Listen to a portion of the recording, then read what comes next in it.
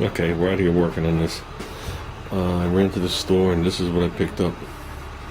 Picked up some 3/4 by 3/4 box tube. I figure that's plenty strong for what I'm gonna do. Basically what I've come up with is got a 3/8 bolt, 3/8 nut. I'm gonna center the nut here, make it flush, weld it.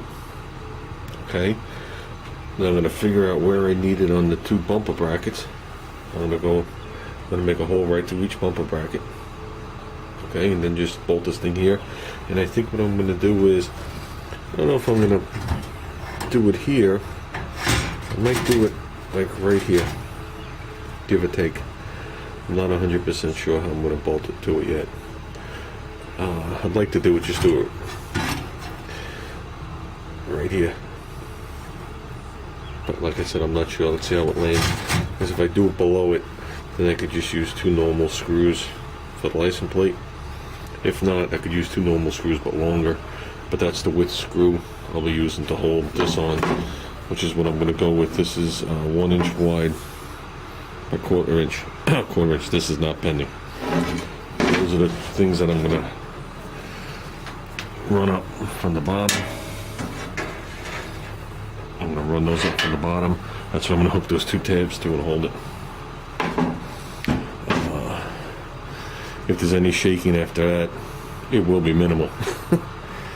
So this will be plenty strong. I mean, I had this up against the thing and I was trying to flex. I couldn't get it to flex. So like I said, I'm not trying to build something out of it. I'm just trying to stiffen something with it. And nice and thin and small. You won't even notice it's there. So, and that's less you'll see in this 2 slits here. You can't go by this piece. These are further apart on the rear. The front ones are like right here. So with that, I'm going to go get my chop box, take the bumper back off, and make this thing fit in between the brackets. Okay. Probably what I'm going to do is I might cut it a hair bit short, and I bought myself a couple extra washers to put on either side, and that'll allow me to move the brackets if I ever got to move the brackets again. I don't think I'm even going to have to do that, but we'll see how it turns out. So let me go get the chop box. Okay, the measurement we're looking for is 33.5 in between those 2 plates. So I'm figuring the ball is going to land somewhere in this zone here. There'll be 1 bolt hole through it. You know, pivot to match the bumper and bolt straight through it. I think that's going to be plenty strong for this. Plenty strong. Like I said, this isn't the parachute mount. This is just to stiffen up this piece of tin here. So if this bumper was going to be chromed, I would have just plated it, came down, went down here, then to like here, and I would just put a little weld, called it good. Or actually came a little further, stiffen the whole bumper. Yeah, nice bike cover. Oh, it was nice. So, there's my mark. I'm going to chop this bad boy. I'm obviously not going to aim it at the Corolla. Let's get it done. Okay, we've got to put the bumper back on to find out. Just a nice touch fit. Exactly what I wanted. So I know it's got to be at that angle, but I think it's got to go back further because we're not going to be flush with the front of the bumper. We got to set back. So as I sit back, I might have to set down a little. That's what I'm saying. I'm not sure exactly where we're going to get it to land here. If we get it to land in the bolts, bolt it all there. If we land below the bolts, we'll bolt it together and just bolt the plate the way it was. Either way, doesn't matter. Because I was thinking if I went below it, I ran these 2 plates up where the plate went. Since this is 1/4 inch, I'll drill and tap it, and I'll just use machine screws to hold the plate on. So, let's see what we got. Okay, if you guys look, the bars there, that's as high as I can make it without making additional brackets off the bumper brackets. So it's like right here. Right here. Like I said, we'll do that satin black. It'll fade away. Now what I'm thinking of doing is, now that I see where it landed, I could actually put little tiny L brackets like this wide on the back side of this plate and bolt this all right through. Okay, this is what I did. I cut this to size, as everybody knows. Before I took it off the car, put a line around the car to know where it went. Took a 3/8 nut, sanded down the sides, sanded down the front area. I went inside the tube with a piece of sandpaper and a screwdriver, cleaned it the best I could. Got my VW Bus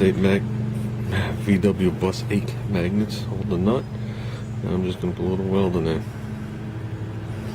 So, gotta remember this tube can't go anywhere. Actually, if I was to put the nut and bolt there and the nut and bolt there and have the tube there, the only thing the tube could do is rotate. It can't come out of the nuts. It's like a tailgate. So it's not going to take much weld to get this thing. So I'm going to just get some welds like in the open area. I'll hit it with the belt sander because that's the only way I can get it flat again. I'll then to put it back in the chop box, but then this will get too small. So I'm going to do that. I got to dig out the welder. Let's get going. Here you go. How about something like that? I just don't like it to wash. It sticks up a hair. There's nothing I can do. But could have went down a hair bit lower, but it didn't work out that way. So, but it takes a lot to get this thing to move. So between this and the bumper, I think we're going to be good. I think we're going to put 2 little pieces of angle up top. I dug this out.